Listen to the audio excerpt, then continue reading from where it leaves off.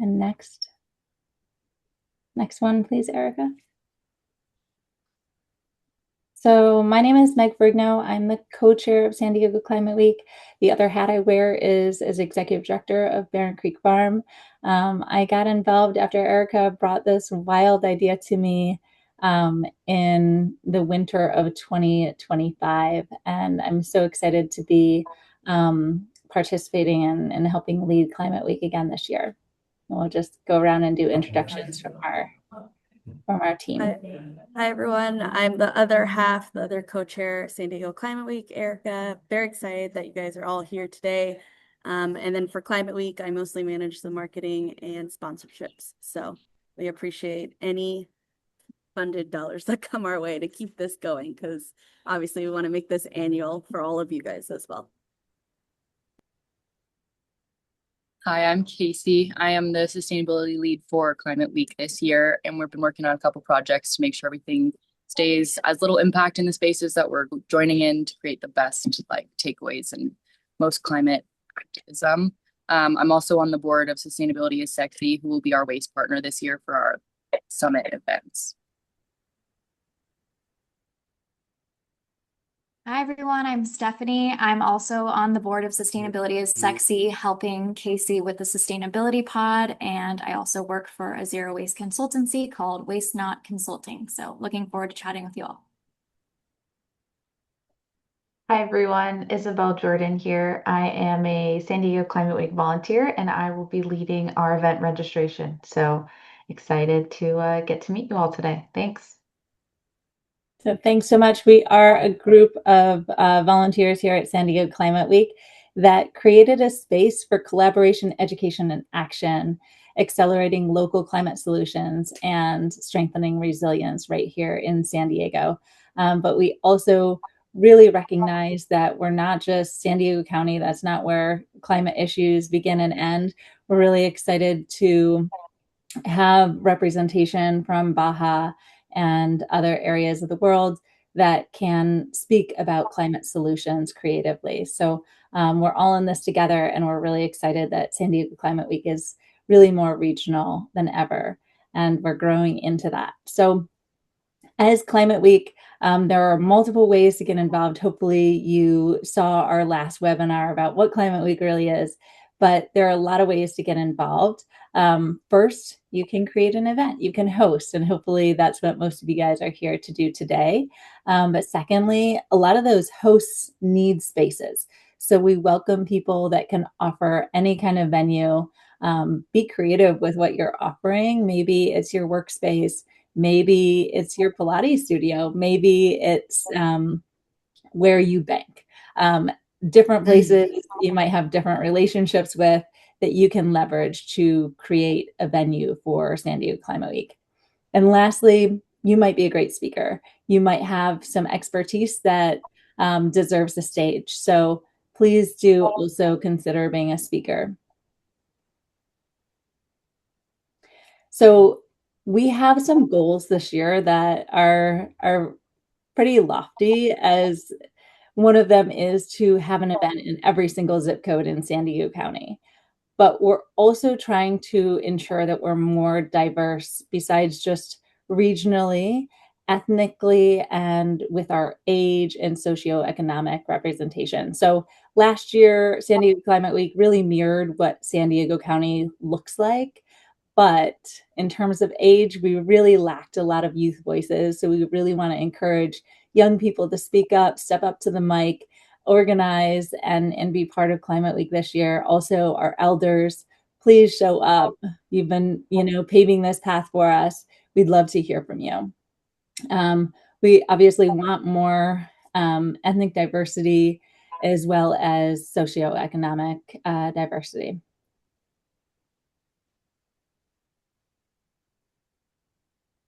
So why are we doing Climate Week? If you didn't listen to our last webinar, obviously we want to build resilience, and the way we do this is by changing some of our own behaviors. So we really want our events to be impactful. So every single event, we want you to think first, like, what is your goal? What kind of impact do you want to have? So thinking about how to change behavior is pretty hard these days. People are pretty set in their ways, but we really center joy here at San Diego Climate Week, and we found that's really helpful for creating community and shifting our own minds and behaviors.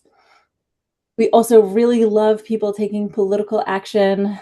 Sometimes we can feel really disempowered around politics, but we do fortunately live in a democracy, and we would love to see some political action taking place throughout the week and throughout the year, obviously.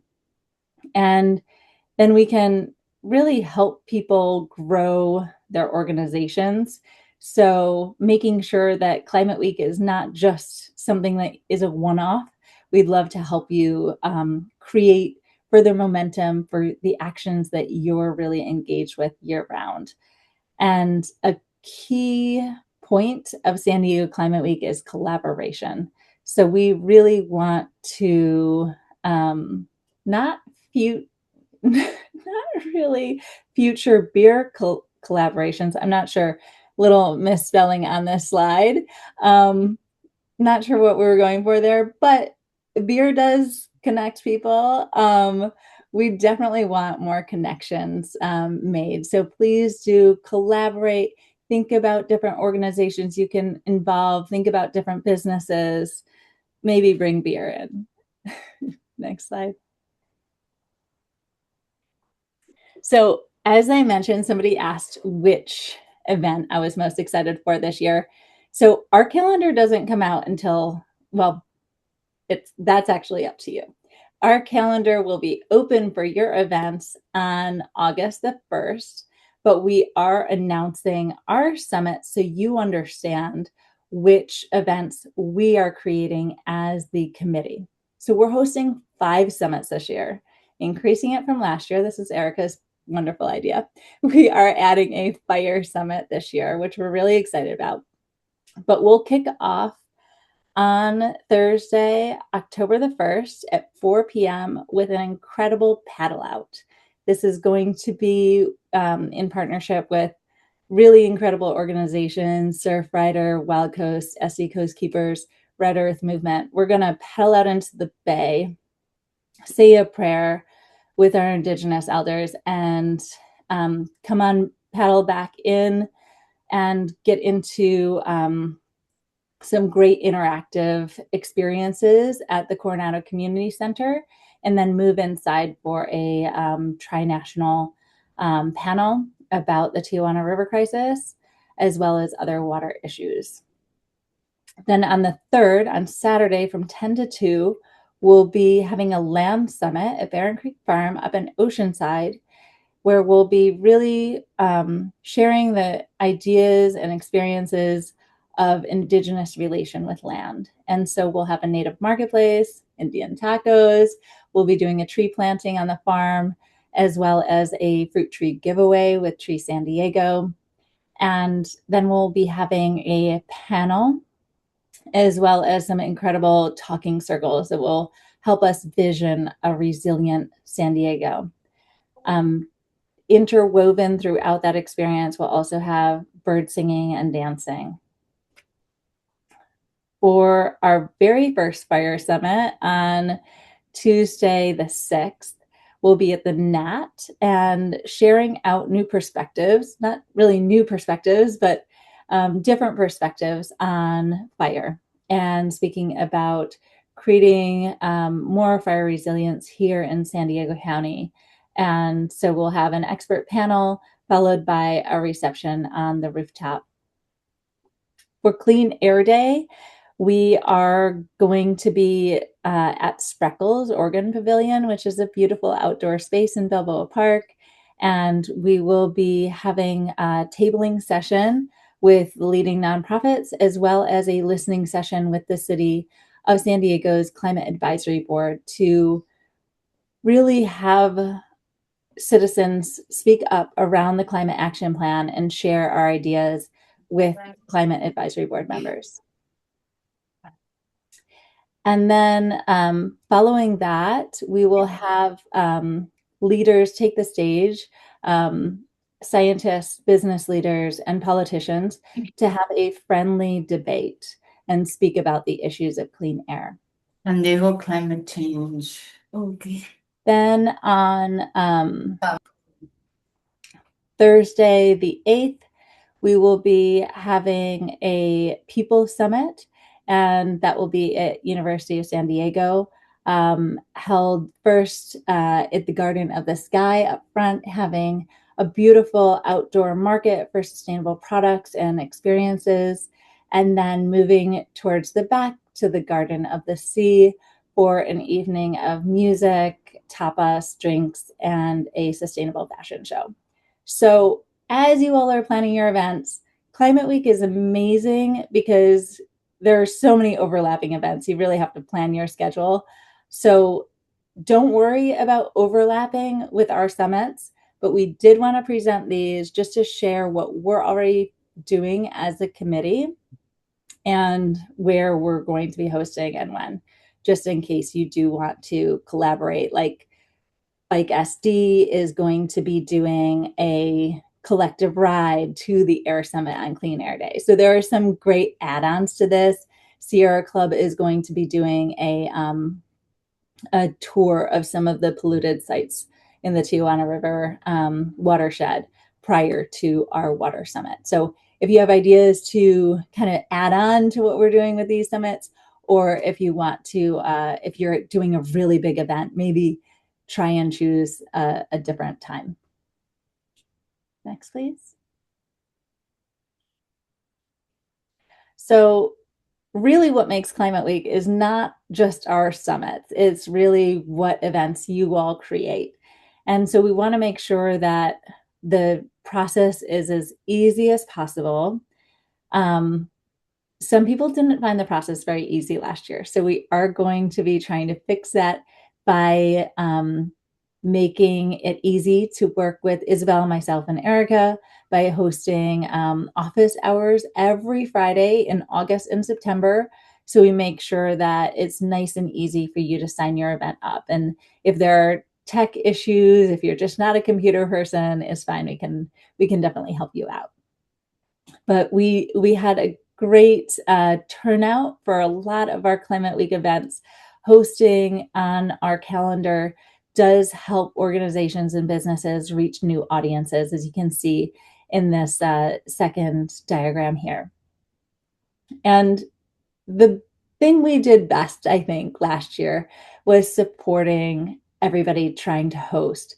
So we really do try and hold your hand along the way to ensure that you feel supported throughout the process of creating your event, connecting with venues or, other speakers, and all the way through implementation. And in Casey will speak later around like training you on waste and things like that. So we really want to be supportive throughout this process.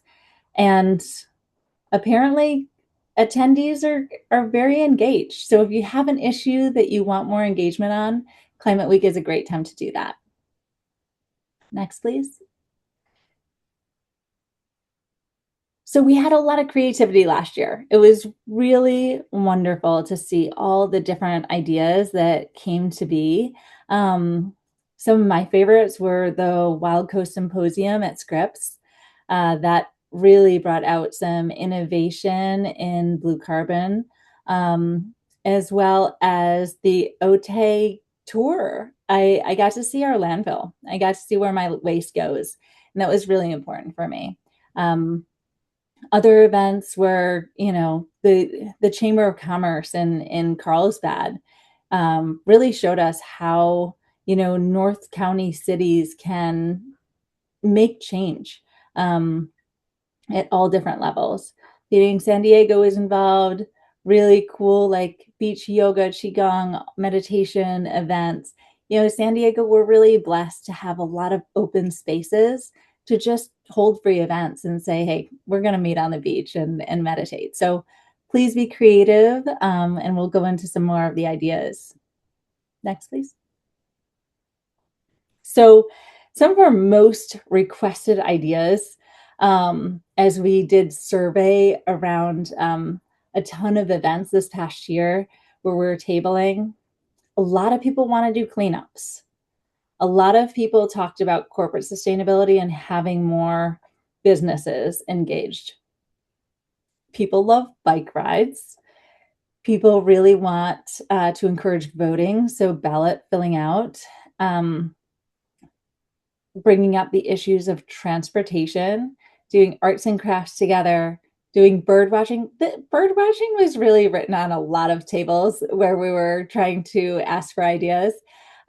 Clothing swaps are really popular, dancing, yoga. These are some of the ideas that were really coming up at our tabling events.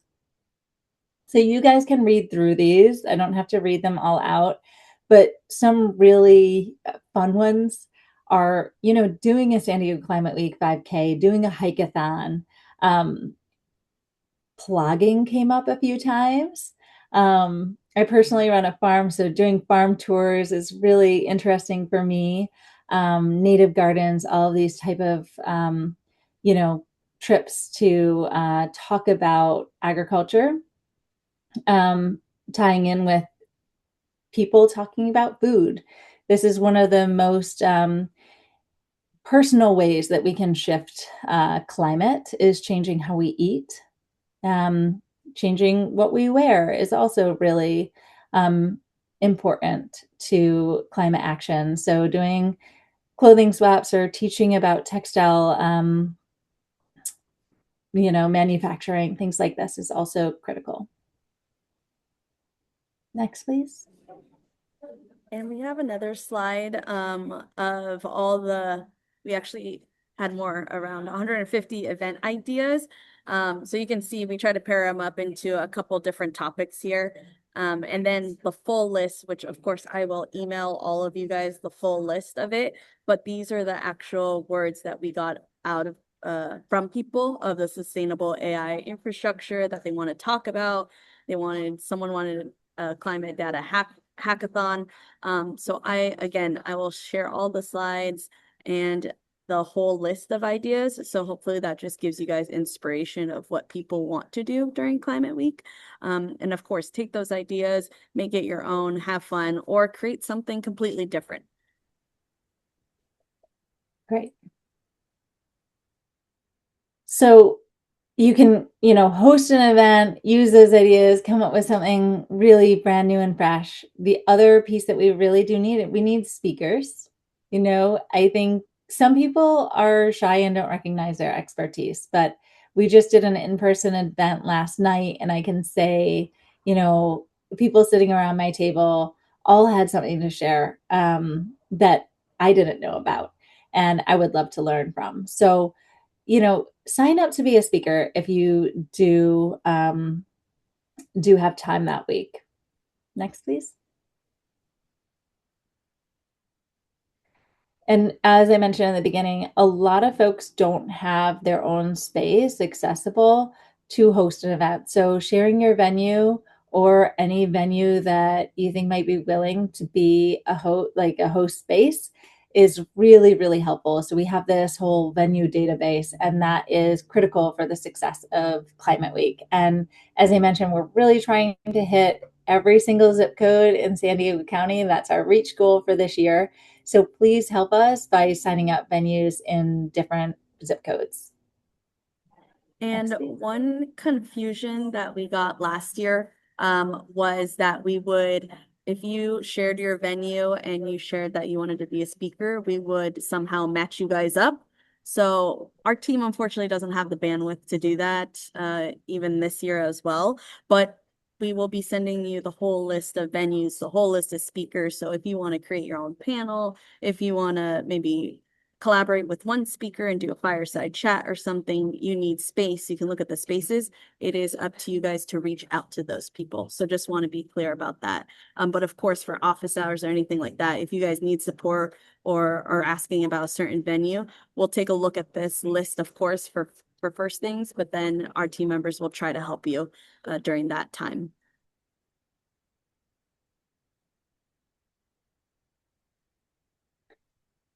So Erica, do you want to do this? Erica is our sponsorship lead. Yeah, so another opportunity, of course, is sponsorship. So what Meg ran through the summits, for 3 of our summits are not sponsored yet to fully, and so there's still opportunities to sponsor them. So we are asking 15K for a summit sponsorship, but then of course, if your company organization wants basically reach throughout all San Diego Climate Week, there are other sponsorships as well. Just want to throw this out there because we are all sponsorship led to keep this going, but any amount or any I would say in kind is super appreciated. So that's another way to get involved with us as well. So this is our timeline. As I mentioned earlier, Isabella is going to walk through registration today, but first we're going to go through that, explain that, give you guys some time to think of your ideas. And then on August 1st, we'll open the registration. Then on the 7th, we'll start having our weekly Fridays at noon registration hours. And Erica will do an awesome webinar on the 21st of August to talk about marketing and promotion for your event, which are really good tips and tricks for anything you're doing. But please do join us for that webinar as well. And like Erica mentioned, we welcome you to those office hours. We can definitely help you navigate those databases that we have, or just bring up some more ideas for your event that you're creating, or just help you get it up on Luma. Then we're going to roll out an open event registration on September the 1st. So this is really a good date to have your event in by, because that's when we open out that registration, that's going to be the biggest gate opening for people to come in and be looking at the calendar and say, this is what I want to do, this is what I want to do, and sign up early for your event. But we'll still be having office hours the whole week, the whole month of September. So don't worry if you don't have your idea or commitments set for that September 1st rollout. We will be accepting the events on a rolling basis. And then we will start Climate Week on October 1st. So that's our timeline. And next, please. So I'll just go over a few of our event criteria. So we really want to make sure, as I said, that we center environmental justice. So make sure that the event is inclusive, and make sure that you have in mind how you want to be impactful. So first, aligning with the mission of being collaborative, educational, centering climate action, and also climate justice. And then hopefully this is pretty obvious, but events must take place October 1st through the 8th. And this year it's really exciting. We have a theme of unity. So if you have some sort of polarizing thing, we're really working towards coming together. We want you to own this event. So while we're going to be promoting all of Climate Week, we do also expect you to share it out yourselves. And we do require that everything to be on our calendar is using Luma. That this, like I said, will be open for registration on the 1st of August, and Isabella is going to walk us through how to do that shortly. The events for Climate Week should be open to everyone. There are some events that might be taking place that are for a specific demographic. That's okay. If you say this is an Indigenous event, that's totally great. And we want to make sure that it is open to those within that space free of charge. If you do have to sell tickets for one reason or another, we do ask that at least 10% of those tickets are offered for free to decrease barriers for people taking climate action. We do hope that you'll provide information on how to get to the location where you're hosting your event, about getting there on public transit or walking or biking. Obviously, we have a lot of those tools at our fingertips, but just like making a statement, hey, we're a 10-minute walk from the bus stop is really helpful for making sure we run the most sustainable events as possible. We do ask that you also center plant forward catering. We have a great list of vegan and vegetarian caterers. Obviously, this is one of the biggest climate impacts for holding an event. Transit and catering, as well as like the utilities for the space that you're using. So please, if you can, go all the way plant-based. If not, at least 50% of the food that you serve. And Casey and Stephanie are going to go over the waste reduction and responsible disposal piece of holding an event. And just as I did in the beginning, please do acknowledge whose land you're on in terms of who the Indigenous stewards are of the space that you're holding your event. And then I kind of mentioned this in owning your own event. Please promote your own event. Erica is going to do a whole webinar on how you can do that. But we hope that you can share your events just as much as we do.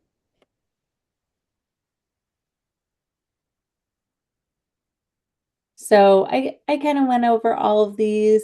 I don't want to talk too much. We have incredible information coming up, but we do want to make sure that everybody understands what a land acknowledgement is and how you can do it.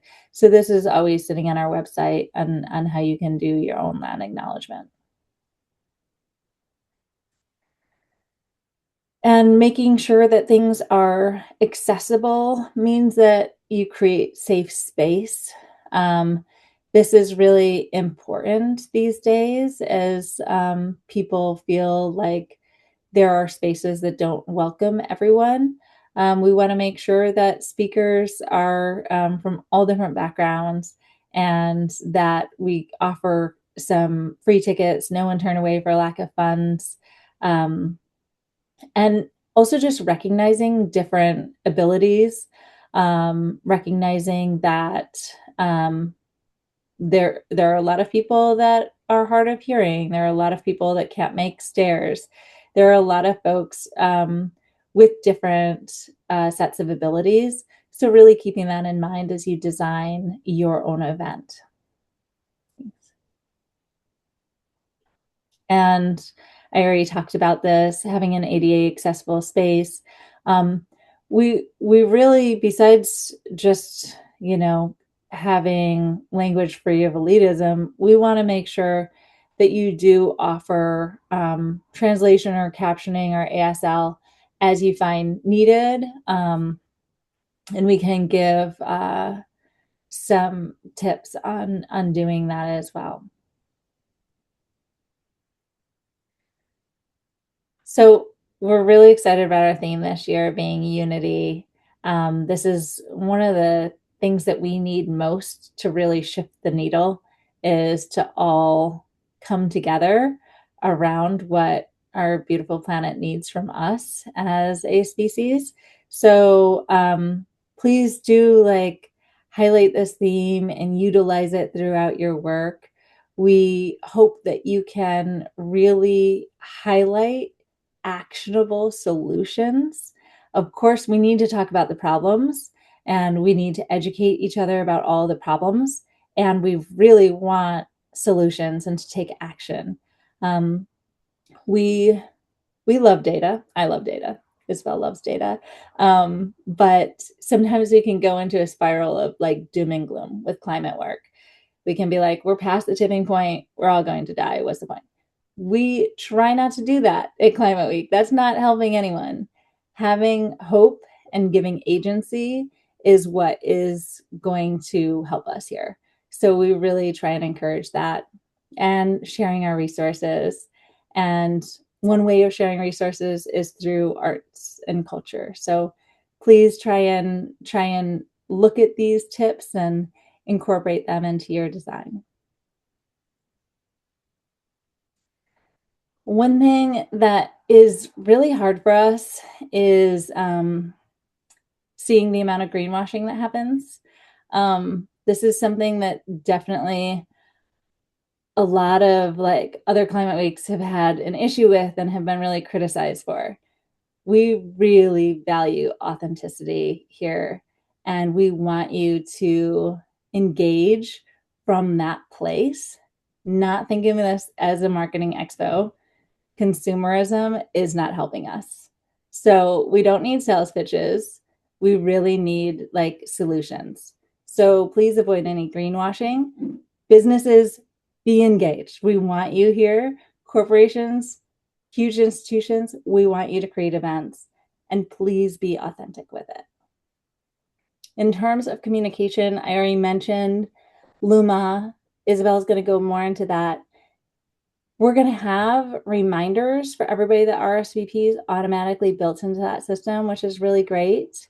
But we do want, your invites to be inclusive of, our efforts to reduce waste and these type of actions to make sure that the events are as zero waste as possible.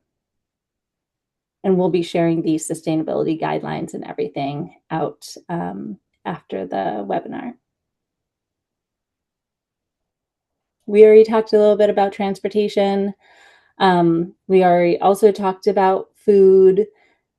Casey and Stephanie will go into this a little bit more. And next, please.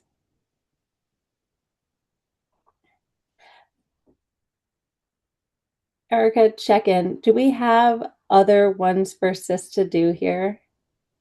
Or should you want me to jump in? You have other ones as well? Yes. Yes. Okay. I'm just gonna skip over this one though, to let Casey and Stephanie take care of all this stuff because they're experts on talking about sustainable principles. So go ahead, Casey and Stephanie.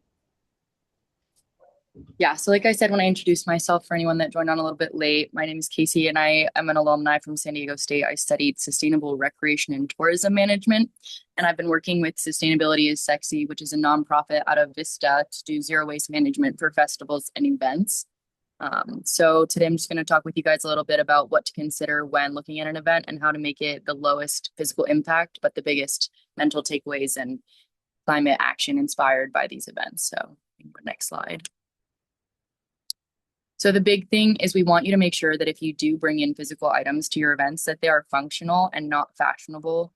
We can have fun things that show San Diego Climate Week's, logo and volunteer t-shirts and stuff, but not necessarily creating big, signage and things that are going to go right in the trash afterwards. Or if it's something that you do need, make sure that it can be used again, or it can be turned into something new or, reused. We want the net impact to be positive and sustainable so that we can continue to do these events and be re-invited back to these spaces where we're hosting these gatherings and coming together with unity. You want to make sure that the environment that you're in is being supported while you're existing in that space, because sometimes we're increasing foot traffic or introducing a musician into a space that's usually quiet or doesn't have a ton of visitors on a daily basis. The other thing is to challenge yourself and get uncomfortable. It's really easy to jump on Amazon and be like, oh, this will be here tomorrow. But we have a ton of really good sustainable swaps for you guys to use when it comes to silverware, plates and stuff if you do have food, or even signage, or, offering vendors to bring QR codes instead of business cards, or bringing an iPad to have people sign up instead of taking phone numbers on a piece of paper. It's as simple as, saving that one thing. Because less is more with this kind of event. Again, have fun. This picture is me standing in a dumpster sorting trash at one of our events last summer, which I get in there, I have a good time. It's really exciting to have people come up and engage when you're doing things like this. And they're like, oh, like I don't know if I would get in a dumpster. And I'm like, well, yeah, but now you see me doing it and you're going to think about that can the next time you throw it away. Some really popular programs that people know of are Leave No Trace. And that's a good rule of thumb, is like, make sure that if you are bringing things into the event, you're conscious of where it's going, because that's existing in this space that you then, brought over and someone else has to deal with it. Another thing is that if you are bringing things in for your event, think about where it's going afterwards. Do you have a garbage can? Do you have like compost if you have food items and that kind of thing? Leave No Trace is a really good resource. And then True Zero Waste is another program that does really good job of explaining like how to exist with minimal physical items and just making sure that your waste is managed properly. You can go next slide. So again, minimize single use, anything from signage, handouts, flyers, all of that stuff. What can we digitize? What can people take away with pictures instead of handing out single use items?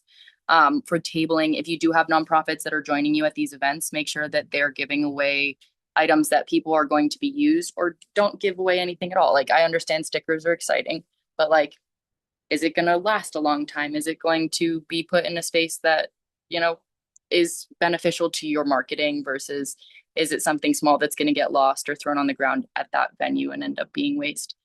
Again, food and beverage items, as much as you can, encourage people to bring their own reusable containers or silverware if you are offering food. And if it's something that's not being, a takeaway item, offer compostables. And then we have a 5-page guide that, again, will be shared out after this, that offers a lot of links to local zero waste options in San Diego. Engaging people, you want to make sure that they are aware that this event is zero waste. Please be mindful of your footprint, or staying on the trail if you're outside, and turning lights off, using less water when you're washing your hands in the bathroom. All of these things are an impact on the space that we're gathering in. And giveaways, making sure that you can just ensure that that piece of product is going to be used in the future and not just put into a cupboard with another 10,000 other giveaway items. You can go next slide. When you are in your space, you want to think about the focus and how it ties into gathering there. Where does it exist and what are you affecting with wildlife, habitat, noise, litter, light, foot traffic, like I said before, and then also bathrooms. Do you have access to that, or pet waste? Making sure that we're respecting guidelines of natural spaces for those kind of things. And again, where's your waste going for landfill, recycling, organics? A big thing that we have the summit leads do is focus on, hey, where is your venue and what do they already have existing in the space in terms of like taking that landfill away. If you don't have a waste service at the venue, if it's a park or someone's house, just be really conscious of it.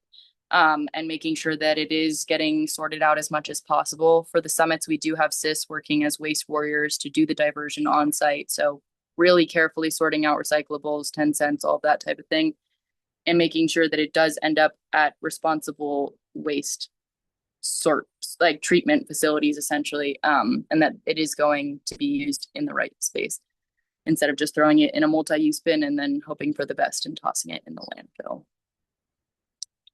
Go to the next slide. For setup and teardown, try and minimize your usage of tape. I know it's easy to throw some posters up and stuff like that, but again, signage, foodware, if you have batteries, try and use reusable ones. We got a lot of rechargeable ones, I think, last year for microphones at the summits and stuff like that.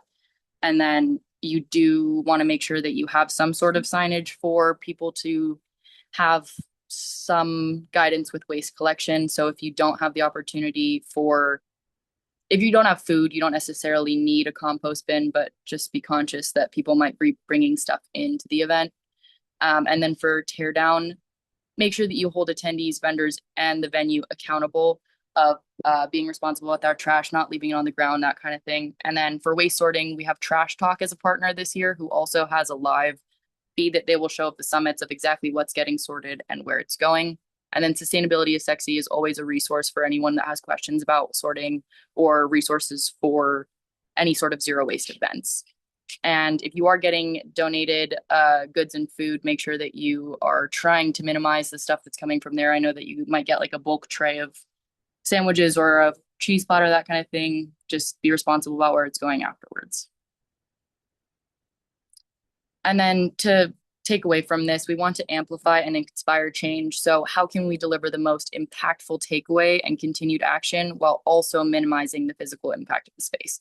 All of these people are coming together to inspire these really awesome activities and change and inspire the next people that they run into. It's going to be a chain link conversation. And so if they can take away this really good mindset and go out and inspire that with other people, we also want to make sure that when we step away from that space, there's not a dent from where we were. Um, if you can, think about what ways can we leave the venue or the community that we're meeting in better than we found it, because they were so gracious as to host us and to be able to create a space for us to continue change. I think that's my last slide.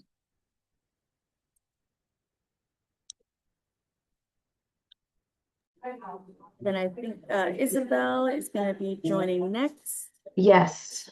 All right. Share her Hi. screen. Yeah. Hi, everyone.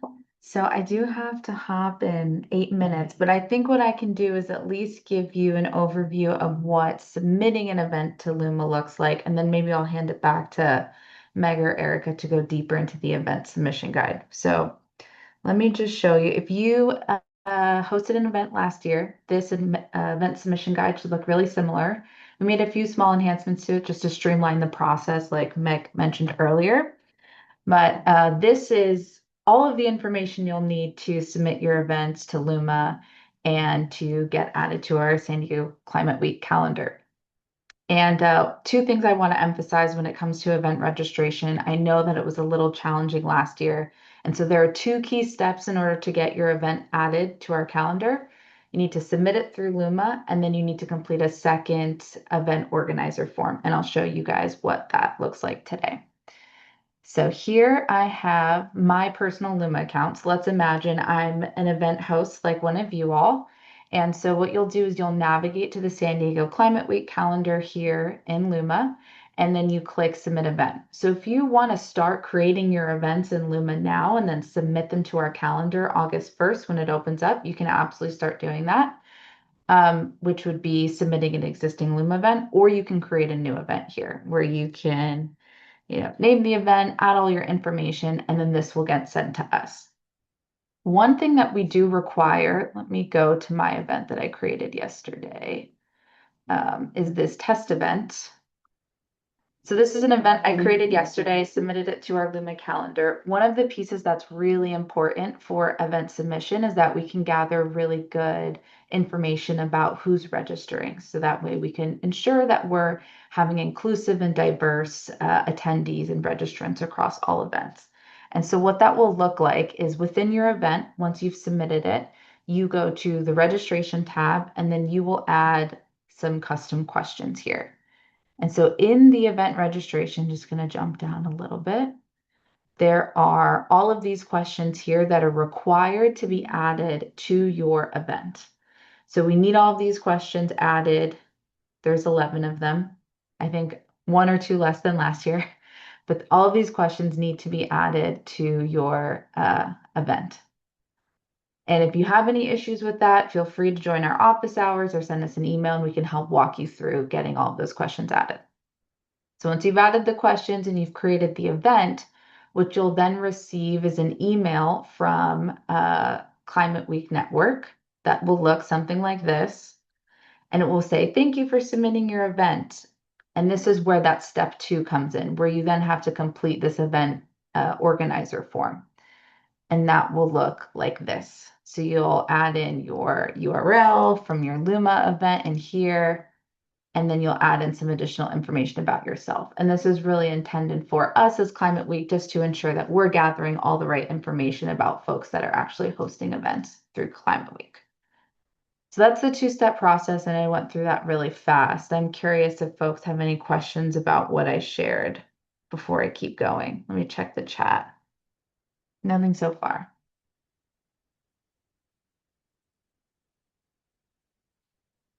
Okay, cool. So it should be pretty easy then. There's no questions. So that's the 2-step process. And what I will say is that really the most attention to the event registration will be like creating your Luma event here. So this section of the submission guide where it takes you through how to create your event through Luma. It has some specific things to call out, as well as then adding those attendee questions. Those are going to be the big, like the things to pay attention to in creating your Luma event. All right, so I'm going to keep going because I have a few more minutes. Some things to keep in mind when creating your event in Luma is you have the option to have open or approved or paid ticketing. As we reviewed before, we do encourage 10% of tickets must be offered as free as a community ticket. So that is an option that you can make available in Luma. Let me see if I can show you guys how to do that. You go to registration tickets, new ticket type, and then you can name the ticket and create a ticket type. And so that can allow you to select what type of ticket you want for your specific event that you're hosting. Of course, we encourage free events. You'll get more attendees that way. And myself and the rest of the Climate Week team will be looking through all of these event submissions. And so we may make some changes to your event just based on any mistakes or errors we see. So just a heads up there. We know there's a lot of information for you guys to add to these events. And so we'll be helping make sure that everything is in place and accurate as it should be. So once your events have been submitted, the final step is getting it approved. And so we're super excited to start seeing events roll through and, give us some grace. It depends on how much volume we get. Maybe we get triple the volume of last year, right? Fingers crossed. So that'll be a lot of work for us. Just keep that in mind, but work that we want to do. So we will absolutely go through each event and we'll review them on a rolling basis and start approving them as soon as all of the criteria for the event is met. And again, that's your event submission through Luma as well as your follow-up event host form. That'll get sent to you via email. And then if any time throughout the process you have questions, we kind of already went through that. We have the office hours that we mentioned. That will be every Friday in August from 12 to 1. And then we also have support through Luma. So if you have any issues with your event through Luma, feel free to just email them. And then we have our Climate Week email as well if you have any additional questions there too. So that was the speed version of how to create your event in Luma. And again, we will share this document with you guys. So you'll have access to that and you can kind of dig in and hopefully get most of your questions answered here.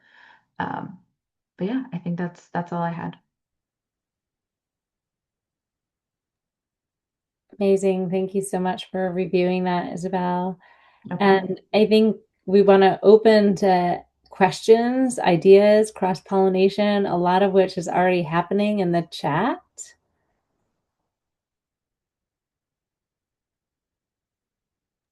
Anything on event registration? Just wanted Marika? to iterate that we had a question of, does it have to go through Luma or through our own URL, like a .org/calendar/list, and it does need to be through Luma. You can create your own account for free, so it's not a paid cost, but we do require you to register your event via Luma.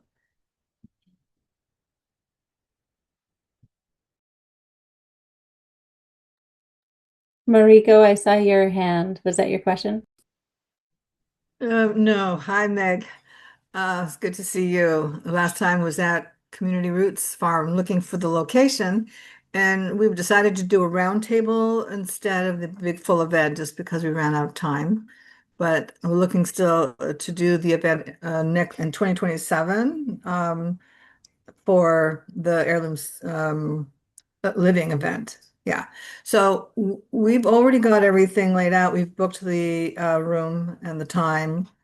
And our idea, now that I've listened to all of this, is to be specifically inviting the San Diego movers and shakers, if you will, who would like to become a part of that roundtable to plan the San Diego Heirloom Living for the following year. And we're developing a questionnaire, so we know, like, we're really picking people who bring their whole network together, and it'll be a 2-day event, similar to the Heirloom Seed Festival. It's kind of the blueprint we're using, but expanding it to not just seeds, but how we live with zero waste, with bringing a picnic instead of expecting, everybody to provide everything for you, like we have this disposable world. Um, so is it possible to put a limit on the attendees, or because we want to be able to really focus in on people who would be fully engaged with us in really creating a movement. Like you do Climate Week and then what do you do the rest of the year? Are you really living that life? So we really want to look at how to have the follow through be regular connection, creating a seed library, having classes on, until the next year so that there's a lot of engagement throughout the year. And so that's the purpose of having that core group be involved. We have a lot of interest already.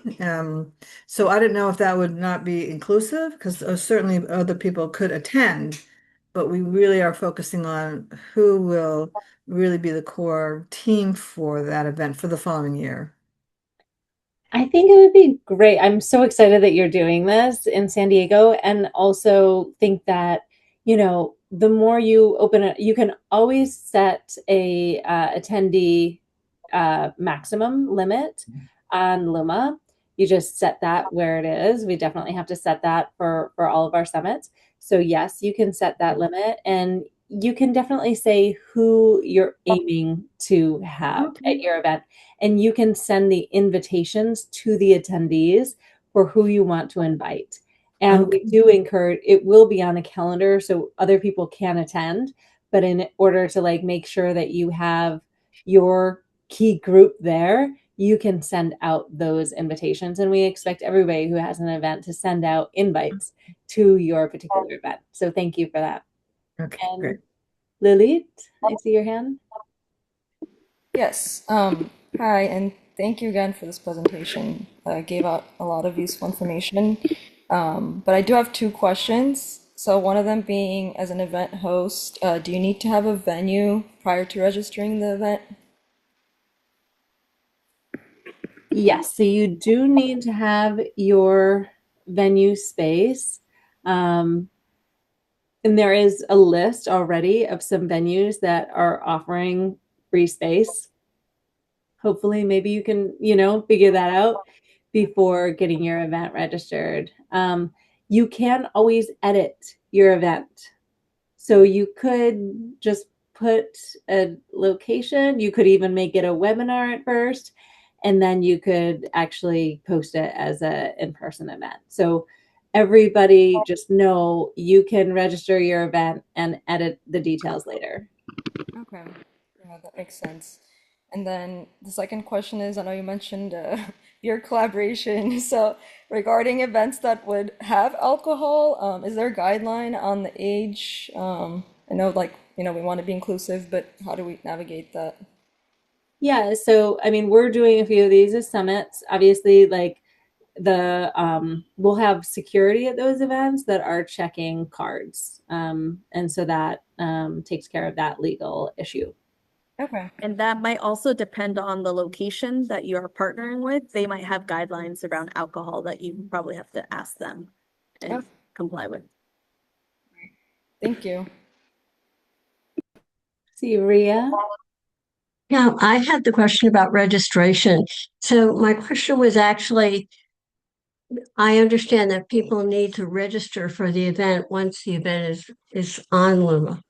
So do they need to register to attend the event through Luma?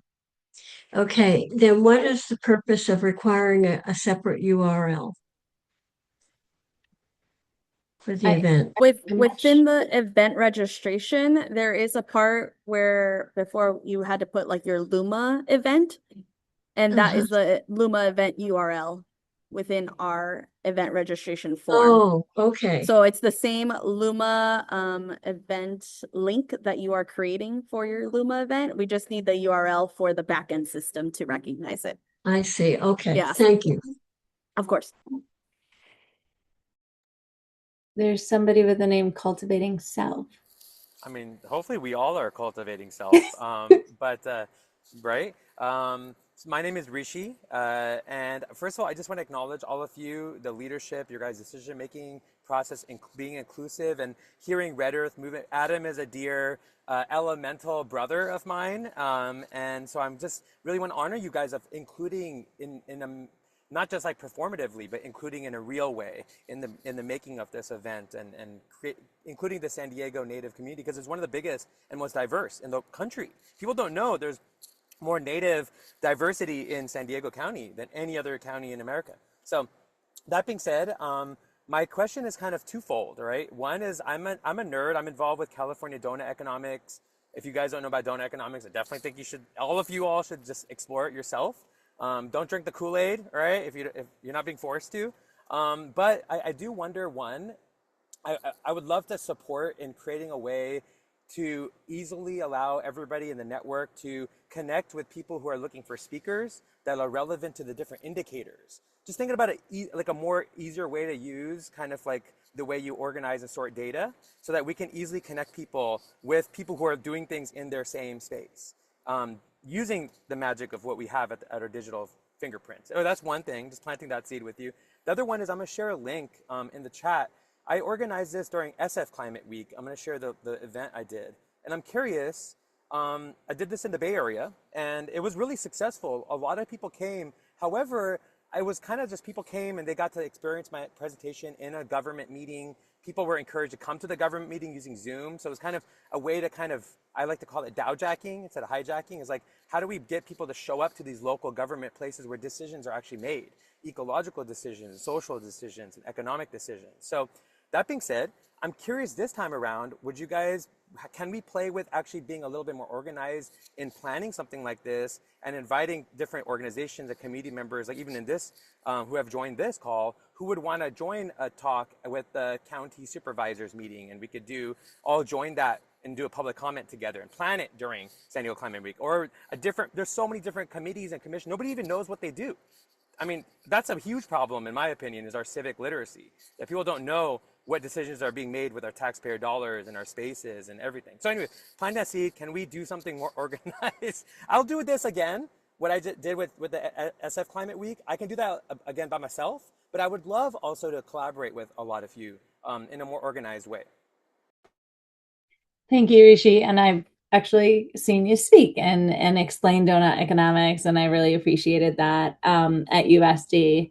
I think you're on stage there. So thanks so much for what you do and share, and bringing it, to all different people. But we definitely do want to do this. We were in a meeting with the mayor's office earlier today. They, really do love what we created last year and appreciate that. We have supervisors that are very much on board, as well as other electeds. It was also Shanilo Rivera's office, but he's already very accessible. But we definitely do want to make sure that we're bridging that gap between the policymakers and the people, because that we are the policymakers, in a democracy. So thank you for that. And also thinking about those tech solutions. Yeah, we just have a spreadsheet right now of speakers. It's very low tech. So maybe we can think that through, what's possible. Climate Base, their team is on this call because they need to help us with some back end stuff. They helped us last year with, really, and they're helping us again this year with the calendar. So they have a lot of those like tech minded folks. So maybe we can get some tips. But thank you so much. Abby, I see your hand up. Hi, thank you all for putting on this webinar and all the work that you're doing. Very exciting. So while brainstorming an idea for an event, I'm just wondering if you all are looking to see, or if you think it would be like a wanted event to do something for like youth and families. We have most of the programs my organization does is with like K through 12 students and their families, but we also do stuff with like older youth and adults. So just kind of wondering, yeah. Yes, I like calling myself a seasoned youth, but we definitely want younger people involved. K through 12 is, a demographic we did not hit last year very thoroughly. We would love it if all the school districts in the county got engaged, and it'd be beautiful to roll out a San Diego Climate Week curriculum. I'm an ideas vision person, so I can go on and on about this, but we'd absolutely love your support in creating events for the young people because they're inheriting this mess and they have incredible tools and creativity in their pocket. So to utilize that would be much appreciated. So please engage as much as you have energy to.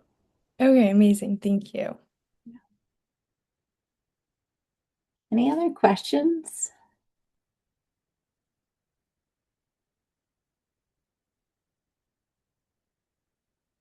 Any ideas for events that you want to just give a quick 30-second pitch for?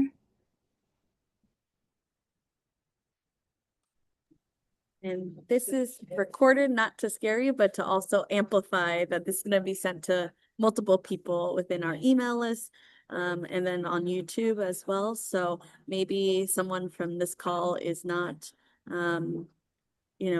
maybe someone from YouTube or somewhere else heard about your idea and wants to partner with you. So we all want to amplify what your idea is and how to make it happen for Climate Week. Hi, I'd love to share a quick idea. My name is Elise Free. I've been in the chat talking about some stuff for the Tijuana River, but I'm also interested. I just graduated from the University of San Diego's Kroc School for Peace Studies, and we do a lot of work with student engagement.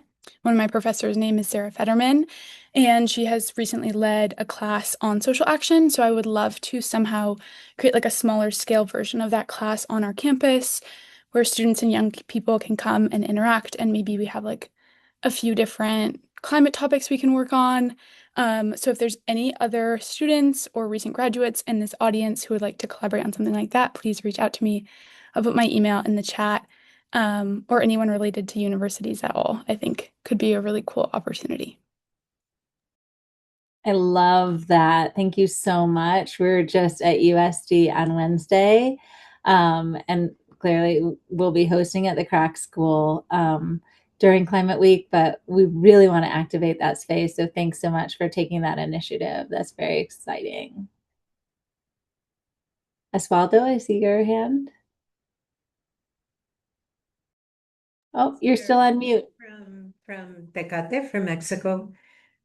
So we have a lot of opportunities in relation to organic agriculture, community-based farming, lots of farm to table, plant-based nutrition classes, that world, and some very interesting and unusual venues and very beautiful venues as well here in Tecate. So we're thinking about a field trip that would allow people to see a community garden in an underserved area along the river where there's been a massive amount of river cleanup as well, and created about 15, 20 years ago now.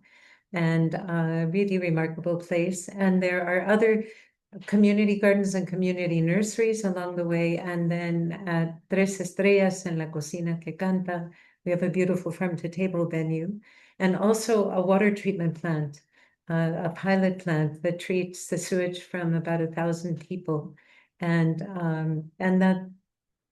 that could be connected to a water event, or it is very close to where the farm to table experience is. So we're looking at something that looks at community-based agriculture, a well-established market garden farm,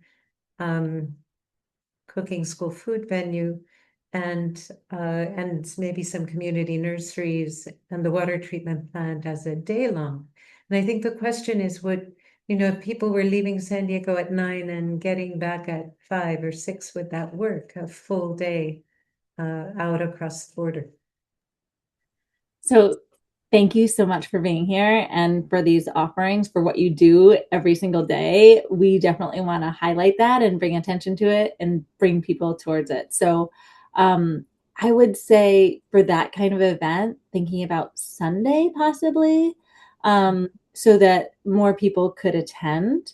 Um, I absolutely love this idea, and we're dreaming about expanding, transboundary last year, and it just didn't happen. So I'm so happy that you're thinking this through and willing to host and bring people to these spaces. I think that water treatment plant is just so critical to understand and see.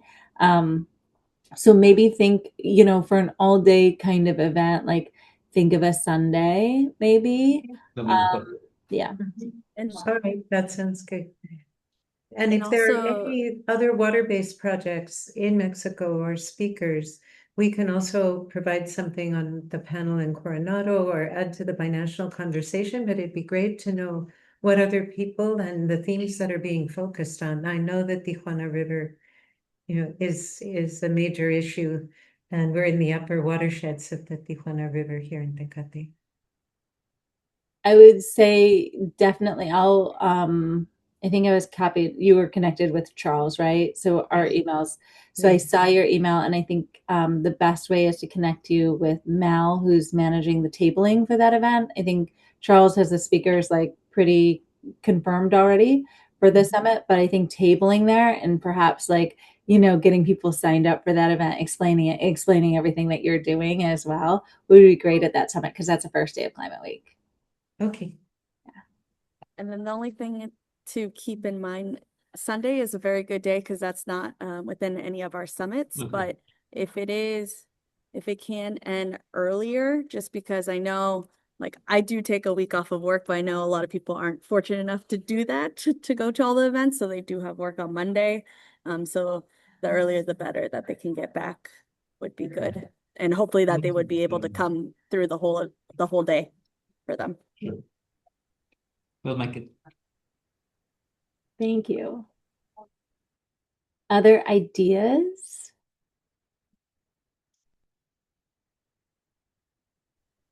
Hi, sorry, I didn't raise my hand. It's Ginny. I'm one of the volunteers for San Diego Climate Week, and I'm at the La Jolla Institute for Immunology. And I've been thinking long and hard, especially working with the researchers over here, about how we often think of climate change in terms of rising seas or extreme weather. But it's also important to acknowledge that climate change is reshaping something a little less visible, but just as important, and that's disease risk. And there are some scientific research institutions in San Diego that research infectious disease. Many of those diseases come from mosquitoes, and those mosquitoes are now migrating to San Diego due to warming weather. So I'd like my organization to participate in like a lunchtime webinar sort of situation and have a scientist present on that topic. That's so important, Ginny. I'm so excited that you all will be engaged in that way because that is one of the issues that is not spoken about enough. And to have that scientific proof really shared with us is critical for understanding. So thank you. And if anyone has an in-kind donation of any sort, Ginny is the person to speak with. She's been organizing that for our summit. So thanks, Ginny, for all your help with that too.